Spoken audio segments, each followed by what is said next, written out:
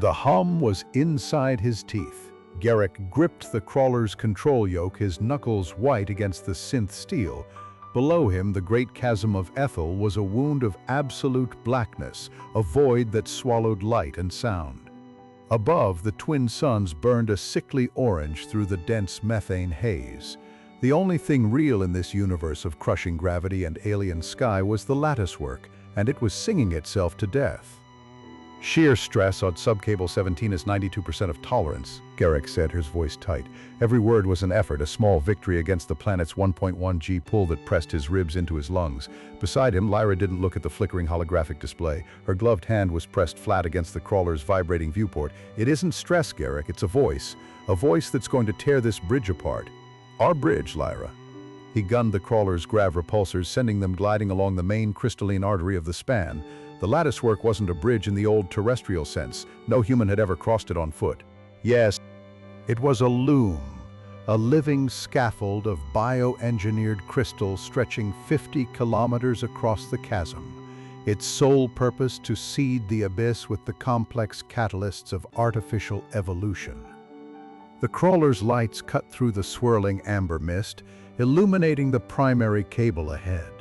It wasn't woven metal, but a pillar of translucent, glowing fiber as thick as an ancient redwood.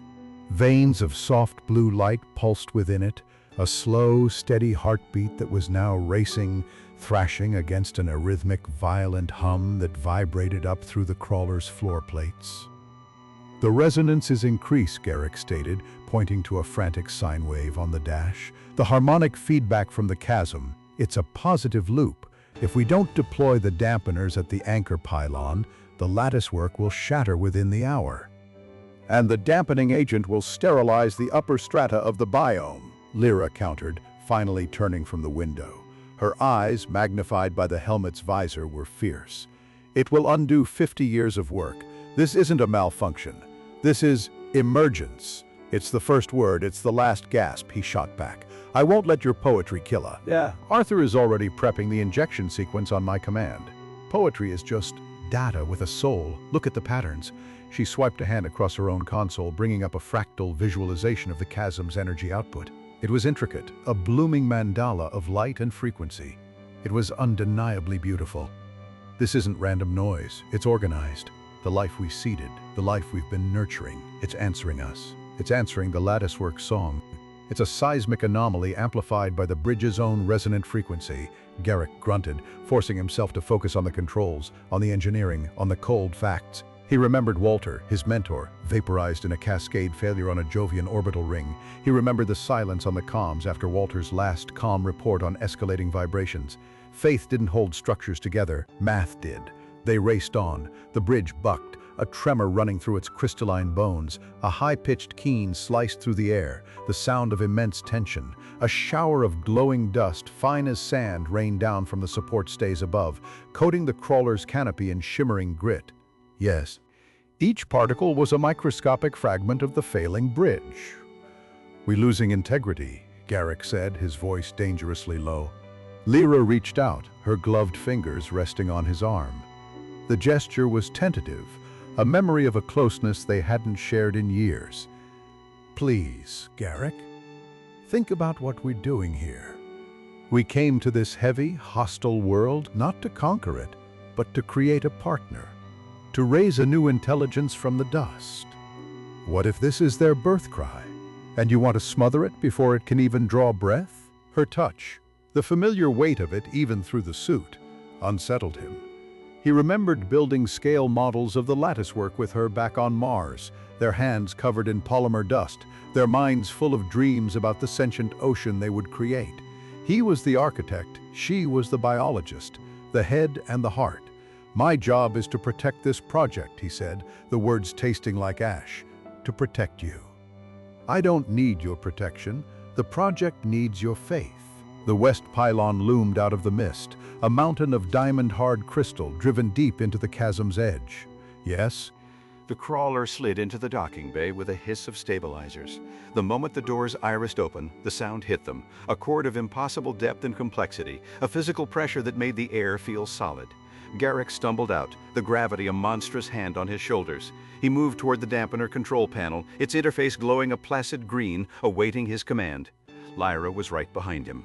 "Don't do it," she pleaded, her voice barely audible over the Latticework's booming chorus. He placed his palm on the activation plate. The system chimed, requesting confirmation. He looked at the structural telemetry, red lines everywhere. Alarm screamed on his helmet's HUD. Walter's face flashed in his memory. Then he looked at Lyra. Her helmet was off now, her face pale in the pulsing blue light from the pylon's core. There were tears on her cheeks, but she wasn't looking at him. She was looking out at the bridge, at their magnificent dying creation, with an expression of pure, unadulterated love, as if she were watching her child being born. And in that moment, the engineer in him went silent. Yes. The part of him that dreamed with her, the part that had crossed a dozen light years on the strength of a shared hope, took control. To hell with it, he breathed. His hand flew across the panel, but not to the dampener confirmation.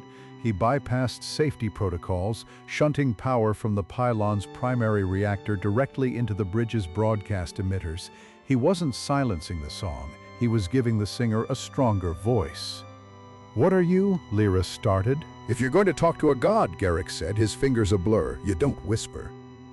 He engaged the sequence. "We're matching their frequency, giving it everything we've got."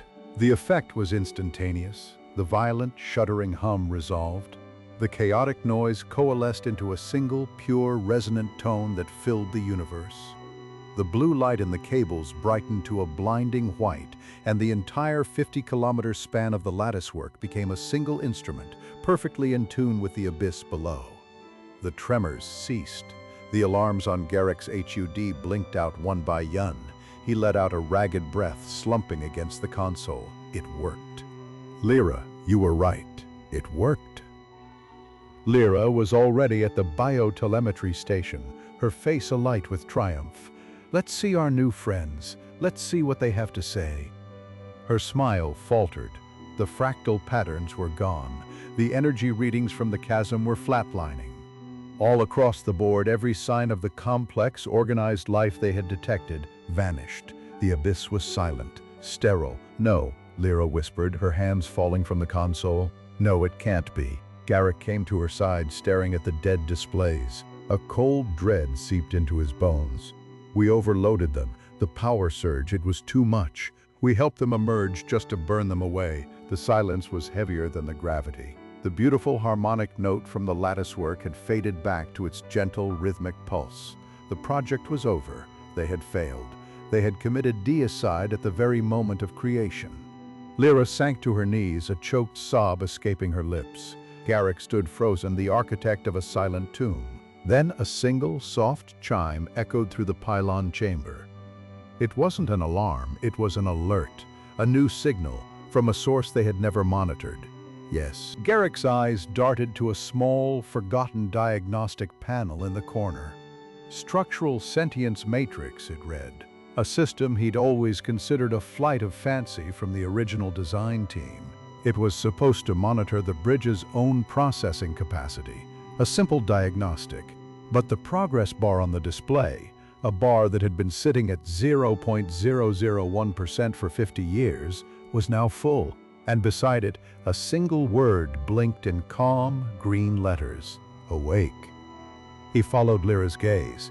She wasn't looking at the monitor, she was looking up, her hand outstretched toward the massive, glowing cable that formed the heart of the pylon. The light inside it was no longer just a pulse.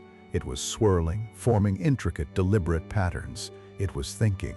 The song from the chasm hadn't been a cry from a nascent life form below. It had been the latticework, using the life in the chasm as a whetstone to sharpen its own mind.